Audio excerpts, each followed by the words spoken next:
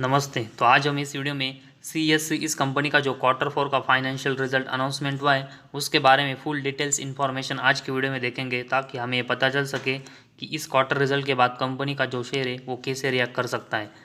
तो इस कंपनी के जो Q4 के रिजल्ट है वो उसके नंबर से वो कंपनी ने करोड़ में मेंशन करके दे, तो उसको कन्वर्ट करने की कोई ज़रूरत नहीं है। तो सबसे पहले हम इस Q4 का रिजल्ट है उसमें कंपनी का टोटल इनकम देखेंगे। तो अभी Q4 में कंपनी ने 3208 करोड़ का टोटल इनकम जनरेट किया है, जो कि इसके कंपैरेटिवली Q3 में कंपनी का टोटल इनकम 3002।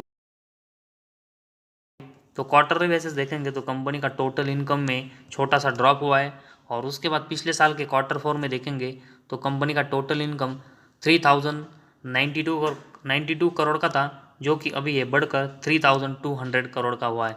तो ईयर ऑन ईयर बेसिस देखेंगे तो कंपनी ने टोटल इनकम में अपने जो नंबर्स है वो गेन किए।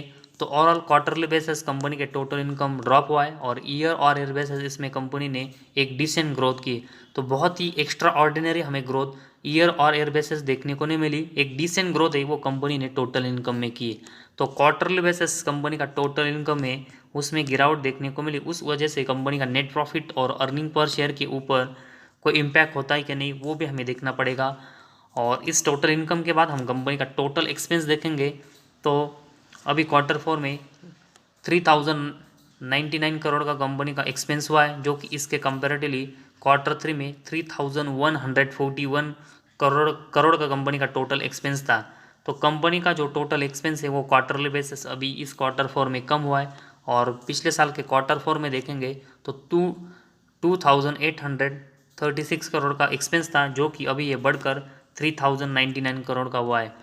तो टोटल इनकम में देखेंगे तो कंपनी का Q3 के कंपेरेटिवली Q4 में कंपनी का जो टोटल इनकम है वो कम हुआ था, लेकिन उसके कंपेरेटिवली अगर हम देखेंगे तो कंपनी का टोटल एक्सपेंस है वो Q3 के कंपेरेटिवली यहाँ पर कम हुआ है। और इस रीज़न की वजह से मतलब कंपनी ने अभी Q4 में जो टोटल एक्सपेंस कंट्रोल में किए, उस रीज़न की वजह से Q4 में कंपनी का नेट प्रॉफिट के ऊपर हमें ज़्यादा इम्पैक्ट होते हुए देखने को नहीं मिलेगा।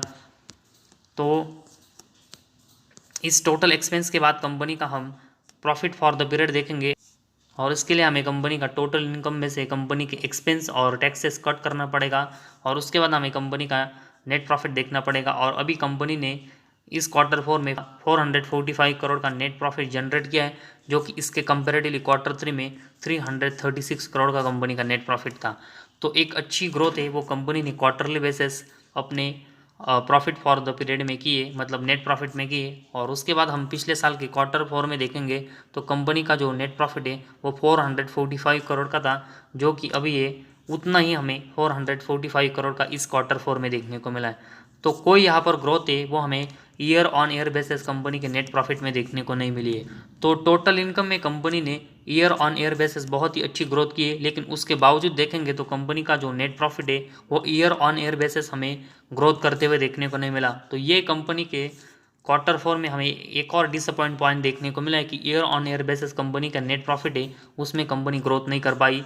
और उसके बाद कंपनी का अर्निंग पर शेयर देखेंगे तो इस Q4 में 3.27 है, जो कि Q3 में 2.40 और Q4 में 3.19 था। तो अर्निंग पर शेयर कंपनी का क्वार्टरली और ईयरली बेसिस दोनों बेसिस पर अच्छा गेन हुआ है, जो कि कंपनी के बिजनेस के लिए एक बहुत ही अच्छा साइन है।